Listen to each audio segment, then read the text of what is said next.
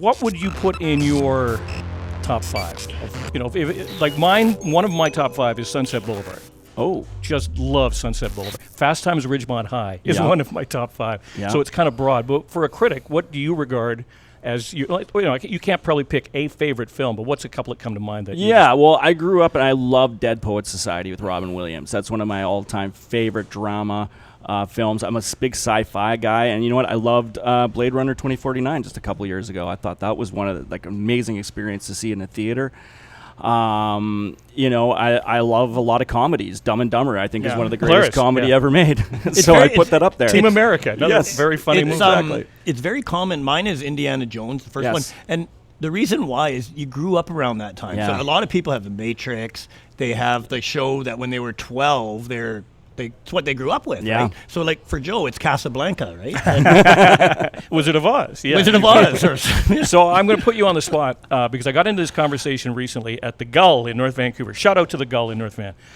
We were talking about the movie The Room, which I have not seen, but there was a movie based on The Room that won an Academy Award a couple of years ago called The Artist, I think it was. But a guy named Tommy Wiseau does this film, but he financed himself. And apparently this thing is just so horrendous, it's viewed as one of the worst films of all time. Yeah. And Seth Rogen and James Franco brought it to the screen and did the retelling. And I thought James Franco was excellent. And I actually went and met Tommy and them at the Rio Theater. They had a screening there, and he was talking, and I got to chat with him after. He's an interesting character, man. Very interesting character. But that's so great. I love when people go out and, you know what, I'm going to go and make a film. I'm just going to go do it. I'm going to put money together, and you know what, it's going to happen. We'll see what happens, right? And it's terrible. The Room, the original film, is absolutely terrible, but it's so bad it's artistic, and you'll enjoy it. Well, is it in the Plan 9 from Outer Space terrible? Oh yeah. It's very B movie schlocky, very but it's worth seeing, and they still screen it, and people they like the Rocky Horror Picture Show. People will scream things out or throw things and stuff. It's a cult favorite, so. Yeah. What else is going on in the film industry? What big blockbusters are we anticipating down the road? Well, I just got out. Like before I got here, I just went and checked out Dune. I know everybody's looking forward to seeing that film, directed by Canadian Denis Villeneuve, who I think is one of the greatest Canadian directors of all time. Just look at his work already. He's got more to do. Dune is just fantastic. Go see that on the IMAX.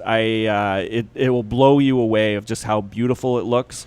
It's got a great cast. And and to be able to take a book that's huge, just like the Bible, and be able to do one movie out of that, and then I guess they're going to do more, is just phenomenal. I think it's already one of my favorite films of the year, but there's more to come. We're in the best time of year for movies right now, is because now they're going to start releasing all the ones that they want to put forward to the Academy Awards. Maybe they've maybe you heard about this. They did the Sandra Bullock one here, and they just gave it a name. I think it was like Unforgivable or something. Yeah, I don't remember. And it's coming out like in 2 weeks, and that was filmed all over Vancouver. And don't quote me on that, but it's Unforgivable or something. Something happens, and it's a courtroom.